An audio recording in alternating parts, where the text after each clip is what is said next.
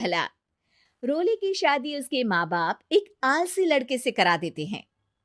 चलो, रोली की शादी हुई और हमने गंगा नहाई। और क्या, बेटियां तो होती ही हैं बोझ। हाँ, पर अब क्या चिंता, उतार तो दिया बोझ तुमने, अब वो लोग समझे। ससुराल में रोली का पति कहता है, देखो, मैं कोई काम नहीं करता, ये बात तुम्हारे मम्मी पापा को बता दी थी मैंने। अब जो किराया आता है दुकान का, उसी से घर का गुजारा करना है। कभी भूल से भी कोशिश ना करना किसी चीज की डिमांड की। क्या मम्मी पापा को पता था कि आप कोई काम नहीं करते? और क्या, बड़ा अच्छे से पता था। उन लोगों को तो तुम बोझ लगती थी, बोल रहे थे कि बस शादी कर लो और कोई मतलब नहीं है। रोली को यह सुनकर बहुत गुस्सा आता है, लेकिन करती भी तो क्या, क्योंकि वो जानती थी कि उसके माता पिता ऐसे ही हैं। जैसे तैसे रोली दिन काट रही थी। रोली को एक प्यारी सी बेटी होती है। धीरे धीरे वो बड़ी होती है और उसके साथ उसकी जरूरतें भी बढ़ती जाती हैं। सुनिए जी, अब तो सिमी बड़ी हो रही है, उसका स्कूल में दाखिला कराना है। मैंने अब तक तो जैसे तैसे समय काट लिया, लेकिन मैं बच्ची की परवरिश में कोई कमी नहीं रखूंगी। अरे क्या है यार, अब तो लगता है कोई ना कोई काम ढूंढना ही पड़ेगा। अब पति रोज काम की तलाश में जाता और बिना किसी काम के वापस आ जाता। रोली समझ जाती है कि पति के अंदर अब काम करने की क्षमता नहीं है। वो बेटी को उच्च शिक्षा देने के लिए कुछ करना चाहती थी, लेकिन करती तो क्या करती।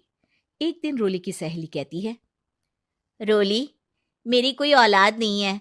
अगर तू मेरी औलाद को जन्म दे तो मैं तुझे तेरे मुंह मांगे पैसे दूंगी। अरे, तेरी औलाद को मैं कैसे जन्म दे सकती हूँ? सरोगेसी से। बच्चा मेरा और वैभव का ही होगा, लेकिन कोख तेरी होगी। ये संभव है रोली।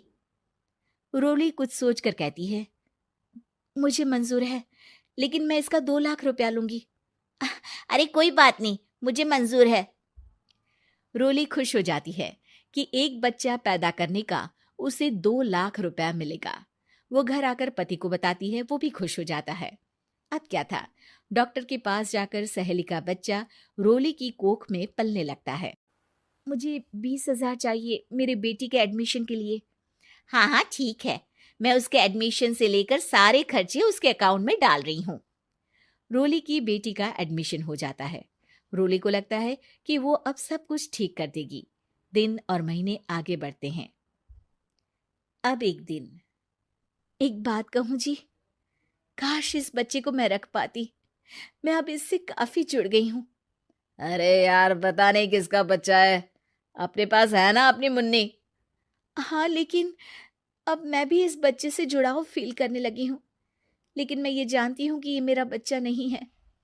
दोनों की जिंदगी ठीक चल रही थी, लेकिन कहते ना कि सुख का पल ज्यादा लंबा नहीं होता। एक दिन रोली की सहेली का फोन आता है।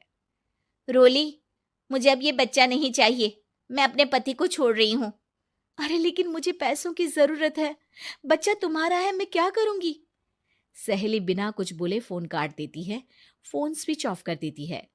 लेकिन रोली के जीवन का तूफान यहीं नहीं रुकता। रोली, मैं इतना भार नहीं उठा सकता। आज पढ़ाई का पैसा मांग रही हो, कल को शादी, कॉलेज और पता नहीं क्या क्या। मैं तुम्हें छोड़ रहा हूँ, अपनी बच्ची उठाओ और निकलो इस घर से। अरे पर मैं कर तो रही हूं ना बच्चे के लिए काम, आप आराम से रहिए ना। क्या काम कर रही हो, देख रहा हूं मैं। ये छोटा शहर है, यहाँ लोगों को बात बनाते वक्त नहीं लगता। तो मैं क्या करूं? ज्यादा पढ़ी लिखी नहीं हूं, कैसे घर के खर्चे चलाऊं? और आप तो काम करना ही नहीं चाहते। हाँ, ना चाहता हूं और ना ही करूंगा। रोली को पति की बात पर काफी गुस्सा आ जाता है। ठीक है, अगर मेरे जीवन में संघर्ष ही लिखा है तो वही सही। इस वक्त पति होने के नाते आपको मेरा साथ देना चाहिए था, लेकिन नहीं, आपने तो इस हाल में मुझे घर से बाहर निकालने की बात कह डाली। देखो, ये सारी फालतू की बातों के लिए वक्त नहीं है मेरे पास। रोली, जिसकी कोख में किसी और का बच्चा था और साथ छोटी सी बेटी, पति का घर छोड़कर रास्ते पर आ जाती है। रोली के पास मायके के सिवा दूसरा कोई रास्ता नहीं होता। अरे रोली कैसी है? कितने दिनों के लिए आई है? हमेशा के लिए माँ। वो माँ को सारी बात बता देती है। ओए लड़की, इतनी हिम्मत का काम कर लिया। अरे ना ना, यहाँ कोई जगह नहीं है। तुम तो अपना बोरिया बिस्तर उठाओ और निकलो यहाँ से। रोली के पास अब मायके का रास्ता भी नहीं बचता। वो चुपचाप बच्ची को लेकर जा रही थी कि उसे दर्द होता है और वो डॉक्टर के पास चली जाती है। और फिर वहां वो एक प्यारे से बेटे को जन्म देती है।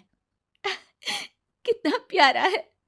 कितने अभागे हैं इसके माँ बाप जो इसके पैदा होने पर भी नहीं है। तभी वहां डॉक्टर आ जाती है। रोली, बच्चे के पिता तुमसे मिलना चाहते हैं। आपका बहुत बहुत शुक्रिया। मैं इस बच्चे को पालूंगा। भले ही इसकी माँ ने इसे छोड़ दिया हो, पर मैं अपनी जिम्मेदारी निभाऊंगा। तो क्या आप मुझे इसके पैदा करने के लिए जिन पैसों की बात हुई थी वो भी देंगे? हाँ, और साथ ही आप चाहें तो मेरे घर में रहकर मेरे बच्चे की देखभाल भी कर सकती हैं। मैं उसके लिए आपको सैलरी दे दिया करूंगा। रोली को लगता है कि जैसे भगवान ने उसके लिए सुकून का रास्ता खोल दिया। वो अब मुकेश के साथ उसके घर चली जाती है, जहां रहकर वो उस बच्चे की देखरेख करती है। अब मुकेश के घर को रोली अच्छे से संभाल लेती है। उसके लिए खाना बनाने से लेकर बच्चों की देखभाल और घर की देखरेख। धीरे धीरे मुकेश को रोली से प्यार हो जाता है।